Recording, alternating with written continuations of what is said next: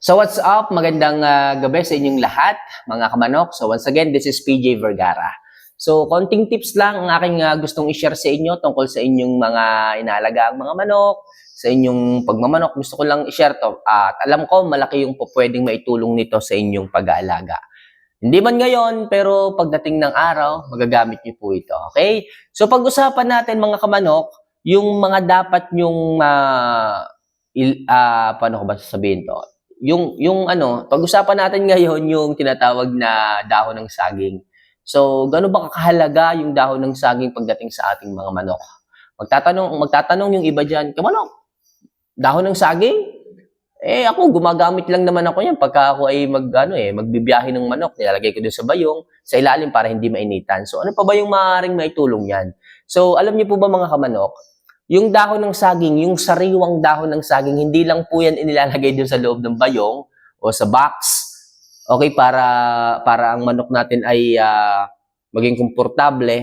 Yan po ay atin pong ginagamit din kung halimbawa ang ating mga alaga is nagpapahinga. Okay, kung gusto niyo po ng maayos na pahinga pagdating sa inyong mga alaga, especially kung kayo po is nagki-keeping. Okay, gusto niyo pong makapagpahinga, makatulog ng maayos ang inyong mga alaga, hindi po sila pagising-gising. So, magdala po kayo ng dahon ng saging. Okay, dahon ng saging maganda yung sariwa. Ilagay niyo po sa ilalim ng cages at sa ibabaw ng cages. Kamanok, bakit naman? Paano naman yun? Yan po mga kamanok, yung dahon ng saging na yan, ayan po ay nakaka-relax. Meron po yung soothing scent. Nanonood po yan sa ilong ng manok na makakatulong para makapag-relax sila. Ang amoy po niyan ay parang nakaka-relax sa kanila eh. Feeling nila is hindi sila umalis sa isang lugar. Feeling nila parang nasa backyard pa rin sila or nasa farm pa rin sila kapag naaamoy nila yung dahon ng saging. Okay? Kung kayo may pupuntahan, at wala kayong dalang dahon ng saging, eh mangingiba po yan. Mangingiba, maninibago, iba yung amoy. Alam niyo po ba na ang pang-amoy ng isang manok ay talagang matalas ang pang-amoy ng mga yan. Yung simpleng amoy ng ipot, naaamoy po nila. Okay? Medyo sensitive po ang pang-amoy ng mga manok. Especially yung mga tandang po ninyo. Paano sila makakapagpahinga ng maayos kung gano'n? Siyempre, kailangan nyo pong linisin yung ilalim ng cages.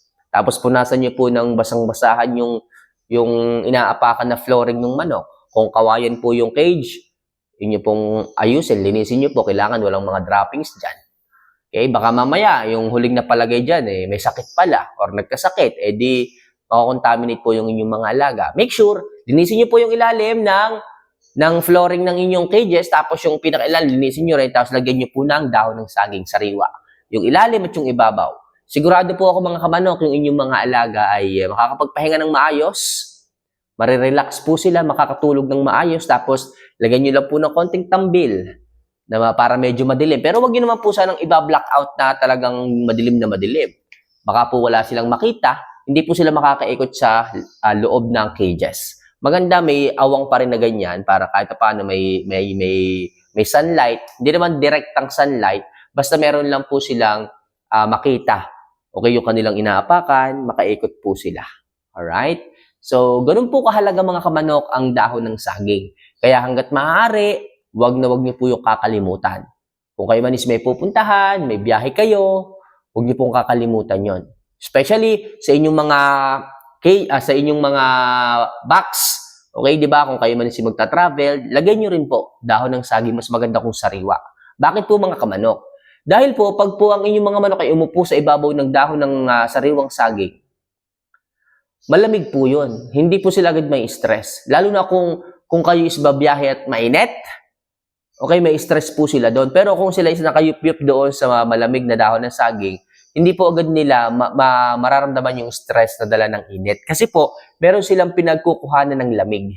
Habang sila ay nasa biyahe, nakayup-yup silang ganyan, marirelax po sila.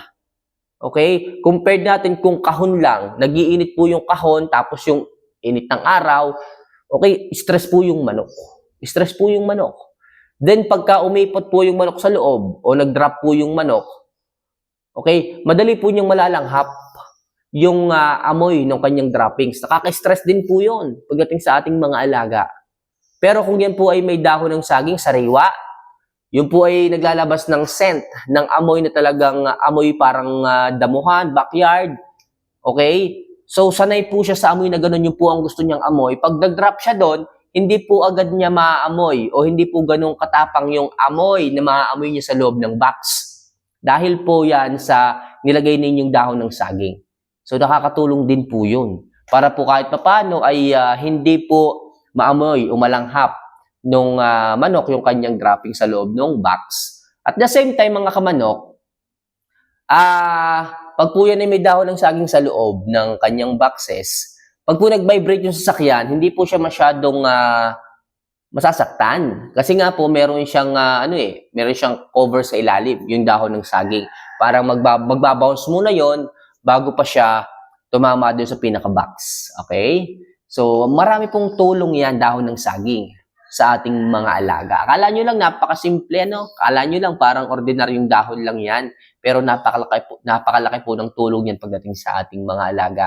Hindi lang po dahon ng saging, kahit yung bunga ng saging, yung saging mismo, lalo yung saba, napakarami pong bitamina, minerals ang maaaring makuha ng ating mga alaga dyan.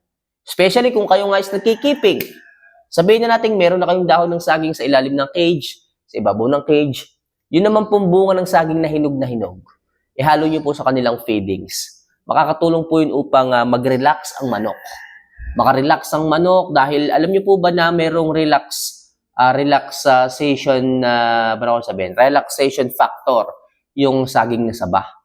Tingnan nyo pagdating sa tao, pag kumain kayo ng saba or saging, uminom kayo ng gatas, ihimbing po ang tulog ninyo. Ganoon din po sa manok. Pag pinakain nyo po ng saging na saba, ang manok po ay makakapag-relax ng maayos. At the same time, kahit hindi nyo na po sila painumin ng tubig, kung may saging po sila na kinain, tamang-tama lang po yung moisture. Okay? Tamang-tama lang po ang moisture. Pero kung may kasabay po na feedings, halimbawa, nakatoppings lang yung saging, pwede nyo pong painumin. Pero kung papakainin nyo lang po siya ng saging lang talaga, kahit hindi nyo po painumin. Tamang-tama lang po yung moisture, yung droppings ng inyong mga alaga kung kakain po sila ng saging. Okay? At the same time, yung saging po na yan, mga kamanok, pwede po niyang i-extend ang gutom ng ating mga alaga. I mean, i-extend yung busog. For example, nakita nyo, nagugutom na yung manok, lalampas na sa oras ng feeding yung manok, at wala kayong dalang pagkain, pwede nyo pong bigyan ng pagkain na saging na saba, hinog na hinog. Yung dalawa pong kagat ng manok, equivalent to 1 hour. Okay? Pwede po niyang i-extend yung hungry. Okay? Hanggang 1 oras. Kung siya naman po ibibigyan nyo ng 4 na kagat, di 2 oras. Alright? So, ganun po kahalaga ang saging. Ganun po yung mga factors na may ibibigay ng saging sa ating mga alaga. Kaya hanggat maaari, iwanan nyo na po ang lahat. Wag lang pera, tsaka yung saging, dahon ng saging pagdating sa inyong mga pupuntahan, sa inyong pagkukommute, sa inyong biyahe. Napakalaki po talaga ng tulong ng saging na yan sa ating mga alaga. Alright? So, ano pa ba? So, yun lang naman. Yun lang naman kapag nagpapaship tayo ng manok, naglalagay tayo ng dahon ng saging sa loob ng cages, ng box, ng cages, yung bunga ng saging, pinapakain natin sa kanila bilang diet, bilang makakatulong upang makapag-relax po sila. So, yun lang po mga kamanok. So, next video, magagawa pa ako ng video para sa inyo na makakatulong sa inyong pag-aalaga. Gawa pa tayo ng mga tips na siguradong makukuhanan nyo ng aral. Okay? So, muli mga kamanok, hinihiling ko palagi sa inyo na mag-subscribe, mag-like, at mag-comment kayo dito kung may katanungan tungkol sa pagmamanok. Ako pong bahala sa inyo. So, once again, this is PG Vergara. See you for our next vlog. Mahal ko po kayo. Paalam.